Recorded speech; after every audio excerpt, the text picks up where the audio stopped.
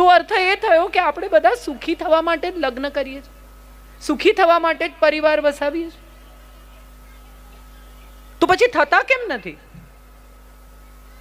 અત્યારે જેટલા ડિવોર્સ થાય છે આજના સંજોગોમાં, 5-5 વર્ષ 7-7 વર્ષ જોડે ફર્યા હોય, મા બાપ કરોડો રૂપિયા ખર્ચીને લગ્ન કરે. હવે મને તો એવું લાગે છે કે ટેસ્ટ લગ્ન કરવા જોઈએ. પહેલા થોડા પૈસા નાખી અને લગ્ન કરો, પછી બધું બરાબર ચાલે તો પછી મોટા લગ્ન કરજો. આટલા બધા કરોડો રૂપિયા નાખીને લગ્ન કરો નહીં. કારણ કે હજી તો કેટરરના બિલ ના ચૂકવાયા હોય, વિડીયો વાળાના બિલ ના ચૂકવાયા હોય, ત્યાં દીકરી પાછી આવી ગઈ હોય અને પછી એની પેલી વિડીયોની પેન ડ્રાઈવ પર આમ કરીને બધું તોડે રડે, કઈ ફાયદો નથી. કેમ થાય છે આ ડિવોર્સ? કારણ કે પપ્પાની પરી અને મમ્મીનો રાજા બેટો 2 જણા પરણે. પપ્પાએ પરીને પાંખો આપી છે, પણ રાજા બેટો કે છે ઉડવાનું નહીં, પાંખો મૂકી દો કબાટમાં. હવે આ કબાટમાં મૂકેલી પાંખો પેલી રોજ ખોલે છે અને જુએ છે કે આ લોકો ઉડવા દેતા નથી, નહીં ચાલે. એક દિવસ એને પાંખો પહેરીને ઉડી અને જુઓ મજા. મજાની વાત એ છે કે કાં તો એને કોઈને ઘેર મોકલો નહીં, અને જો કોઈને ઘેર મોકલવી છે તો એને એ પ્રમાણે તૈયાર કરો. એને જો લગ્ન કરવાના જ છે, કોઈને ઘેર પુત્રવધુ બનીને જવાનું જ છે, સેટલ થવાનું જ છે, તો એના સુખનો વિચાર કરો. એ ત્યાં સેટલ થઈ જાય એવા પ્રયત્ન કરો. તમારી દીકરીને એવું કોઈ દિવસ નહીં કહેતા કે બેટા માર ખાઈને રહેજે, બેટા એ જ તારું ઘર છે, ત્યાંથી તારી અર્થી જ નીકળવી જોઈએ. આ બધી અક્કલ વગરની વાત છે. પણ તમારે એટલું તો ચોક્કસ શીખવવું પડશે કે માતા પિતાને ઘરે જે સ્વતંત્રતા હતી એ સાસરામાં નહીં મળે. કારણ કે તું ત્યાં દીકરી નથી, ત્યાં તું પુત્ર વધુ છે. પુત્રથી વધુ જવાબદારી લે છે એ પુત્ર વધુ છે. જે કુળને વધારે છે એ કુળ વધુ છે. આખું ગૃહ જેનું ઋણી છે એ ગૃહિણી છે. અને આખા ઘરની લક્ષ્મી જે સંભાળે છે, સાચવે છે અને વધારે છે એ ગૃહલક્ષ્મી છે. આ આપણી ભાષાના શબ્દો છે. મારી વાઈફ છે. શું વાઈફ છે? મારી જીવન સંગીની છે, મારી પત્ની છે, મારી અર્ધાંગીની છે. કેવા સુંદર શબ્દો આપણી પાસે સંસ્કૃતમાં છે. કેટલાક લોકો ફોનમાં સેવ કરે વાઈફ, અને પછી વાગે દુશ્મન તું મેરી મેં દુશ્મન તેરા, તું નાગિન મેં સપેરા. કોલર ટ્યુન એવી રાખી હોય પાછી, ભયાનક કોલર ટ્યુન. તમે સાંભળો કાં તો પોલીસ સાયરન હોય, તો વાઈફનો ફોન છે. અને ઘણી વાર તો મને ખબર પડે, મારી બાજુમાં બેઠા હોય એને સાયરન વાગે ને ફોનમાં, તો હું કહું વાઈફનો ફોન છે. કેવું હસી શકાય છે અત્યારે. આ જ વાત પર કેટલું ઝઘડ્યા છીએ, કેટલા દુઃખી થયા છીએ, કેટલા રડ્યા છીએ. જે સંબંધ હસીને સંભાળી શકાય એ સંબંધમાં રડવું શું કામ, દુઃખી શું કામ થવું, એકબીજાને બ્લેમ શું કામ કરો. અમે એક વર્કશોપ કરીએ છીએ પતિ પત્નીની, જીવન સાથી એ વર્કશોપનું નામ. 3 દિવસનો વર્કશોપ. એમાં પત્નીને બોલાવીએ અને કહીએ, સામાન્ય રીતે વધારે પત્નીઓને જોઈએ, આવા છે ને તેવા છે ને, સમજતા નથી, કઈ એક્સપ્રેસ કરતા આવડતું નથી, રોમેન્ટિક જ નથી, આવા છો ને તેવા છો ને, ટાઈમસર આવતા નથી, કોઈ દિવસ ટાઈમસર આવે નહીં, ક્યાંય જવું હોય તો કપડાના ઠેકાણા ના હોય, આપણે જ બધું કરવાનું. પૂછો એમને કોઈ દિવસ એમનું શર્ટ લાવ્યા છે પોતે? લાવવા દીધું છે પોતે? તમને આવડતું જ નથી. આવું તમે આવ્યા એ દિવસથી શીખવાડી દીધું છે. તમે વિચાર કરો, 4 સ્ત્રીઓ બપોરે નીકળે 1 લેગિંગ લેવા, હા કે ના? 1 લેગિંગ લેવાનું હોય મેચિંગ, પણ 4 જણા નીકળે, આખી બપોર મોલમાં ફરે, કશું ન લે, પૈસા ન વાપરે, પણ મજા કરે. કોઈ દિવસ 4 પુરુષોને બપોરે ઓફિસમાંથી નીકળીને મોલમાં રખડતા જોયા? હા કે ના? એ બિચારા કામ કરે, મહેનત કરે, અને આપણે કહેવું શું? તમારે શું, ઓફિસમાં જઈને બેઠા છો, અહીંયા અમે ઘસાઈ ગયા, આખો દિવસ કામ કરીએ છીએ. એ પણ એટલું જ કામ કરે છે.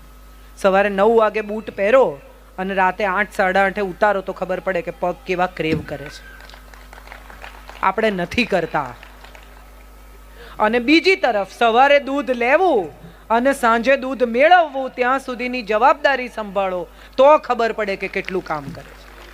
બંને પરસ્પર એકમેકના કામને અપ્રિશિએટ કરવાનું છે, જે આપણે નથી કરતા. આપણે બધા એકબીજાને કેવી રીતે ઉતારી પડાય. સિદ્ધાર્થ રાંદેરિયાના નાટકો હોય, પતિ પત્નીના જોક્સ હોય, તમે જુઓ ઉતારી પાડવાની જ વાત છે. જોક્સમાં પણ એવું કે પાવાગઢને પેન્ટ પહેરાવ્યું ને એવું લાગે. અરે દોસ્ત, તમારા બાળકને જન્મ આપતા જ વજન વધ્યું છે. પરણી ત્યારે તો 45 કિલોની સુંદર જ હતી, નમણી વેલ જેવી. પણ આપણે ભૂલી ગયા છીએ. એને જીમ જવાનો સમય નથી મળતો, કારણ કે બધાના સમય જુદા છે. એને સોંપી દો, છોડી દો એને પોતાની જાત પર, અને એનું ધ્યાન રાખવાનું કહો, 2 મહિનામાં વજન ઉતારીને બતાવશે. પણ એને સમય નથી રહેતો. અને એ સમય કેમ નથી રહેતો? તો કે બાકીના લોકોનું ધ્યાન રાખવામાં પોતાને મળતો સમય ખર્ચી નાખે છે. એ ગૃહિણી છે, કારણ કે આખું ગૃહ એનું ઋણી છે.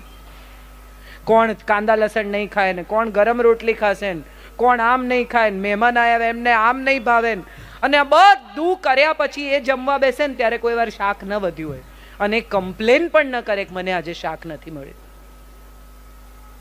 પણ આપણે કોઈ દિવસ પત્નીને થેન્ક યુ કહેતા નથી. એ તો કરે જ ને, એની જવાબદારી છે. પરણીને આયા છે, છોકરા પેદા કરે તો કરે મોટા. ધનતેરસે સિક્કાની પૂજા કરીએ છે ને, એને બદલે જીવતી જાગતી અન્નપૂર્ણાને પણ એકવાર હાથ જોડી દેજો કે આખું વર્ષ તું ગરમ જમાડે છે માં, મારા સંતાનોની માં, તને હાથ જોડું છું કે તે મારા ઘરમાં આજ સુધી બધું સાચવી રાખ્યું છે. પણ આવું તો આપણને કરતા કેટલો ઈગો પ્રોબ્લેમ થઈ જાય. આવું કેવી રીતે કહેવાય? અને બીજી તરફ મારે સ્ત્રીઓને પણ એ વાત કહેવી છે કે તમે ઘરમાં રહી શકો છો, સિરિયલો જોઈ શકો છો, એકનો એક એપિસોડ 2 વાર જોઈ શકો છો, કારણ કે સવારે 9 વાગે ગયેલો માણસ સાંજે 8 વાગે આવીને તમારા ઉપર ઓફિસનું ટેન્શન નાખતો નથી. એના વાળ ખરી જાય છે, એને ડાયાબિટીસ થઈ જાય છે, એને કોલેસ્ટ્રોલ આવે છે, એને બ્લડ પ્રેશર થઈ જાય છે, કારણ કે તમારી સાથે શેર કરતો નથી કે એને કેટલું ટેન્શન છે. આજે જ સવારે તમારે ત્યાં 7 જણાના મૃત્યુના સમાચાર છે. એક માણસે આત્મહત્યા કરી લીધી. આગલે મહિને એણે પોતાના મિત્રને સમજાવ્યો છે કે આત્મહત્યા ન કરાય. એ માણસે આત્મહત્યા કરી લીધી. કેટલું પ્રેશર હશે એના ઉપર, એ વિચાર કરો. અને એણે કેવું વિચાર્યું હશે કે મારા પરિવારને તકલીફ ન પડે મારા ગયા પછી. કેવો પુરુષ કે મરતા મરતા એ પરિવારની ચિંતા કરી, જે રીતે કરી. હૃદય આજ સવારથી મારા મનમાંથી એ વિચાર જતો જ નથી. હું ચા પીતી હતી ને મેં છાપું ખોલ્યું, મારી ચાનો સ્વાદ બદલાઈ ગયો. મને એમ થયું કે અરે રે, કેવી તકલીફમાંથી એ માણસ પસાર થયો હશે કે એણે આખા પરિવારને ખતમ કરી નાખવાનો વિચાર કર્યો. કોકની સાથે વાત કરી હોત, કોઈને કહ્યું હોત કે મને આવી તકલીફ છે. તમારે ત્યાં તો કેટલા દાતાઓ છે, કેટલા સમજદાર, કેટલા હોશિયાર લોકો છે, એને આમાંથી બહાર કાઢ્યો હતો. તો હું મારી વાત પર પાછી આવું છું કે વાત કરો. મિત્ર સાથે, પત્ની સાથે, સંતાનો સાથે, પરિવાર સાથે તમારું ટેન્શન શેર કરો. તમને શું નથી ગમ્યું એ કહો. કેટલી બધી વાર એવું થાય કે આપણે બધું મનમાં જ ભરી રાખીએ. તે દિવસે મિત્રોની સામે મારી મજાક કરી, બધાની સામે મને ઉતારી પાડે છે, આમ કરે છે, ફલાણું કરે છે. રોજ સારું બનાવું તો કહેતા નથી, એક દિવસ મીઠું ઓછું હોય તો લોહી પી જાય છે. પણ એ જ દિવસે, એ જ મિનિટે જમી લીધા પછી કહો કે રોજ તો મીઠું બરાબર જ હોય છે, આજે થોડું વધારે હતું, એમાં આટલો બધો ગુસ્સો કરાય? વાત પૂરી થઈ જશે. 0-0. ક્યુમ્યુલેટ હિસાબ ન કરો, કેરી ફોરવર્ડ. આ પાનું આગળ, એનું પાનું આગળ, એનું પાનું આગળ, અને પછી એક દિવસ એવી પ્રેશર કુકરની સીટી વાગે ત્યારે એમ થાય કે અરે આવી વાતમાં લડે છે. પણ આ કેટલા દિવસથી ભેગું કરી રાખ્યું છે. પછી મેનોપોઝ આવે ત્યારે દરેક સ્ત્રીને એમ થાય કે હું કામની નથી, છોકરા મોટા થઈ ગયા, એમને મારી જરૂર નથી, ઘરમાં કોઈને મારી પડી નથી. એને બદલે આઈડિયલ પરિસ્થિતિ એ છે કે તમે પણ તમારા માટે એક એવું કામ શોધી રાખો જે તમને ગમતું હોય.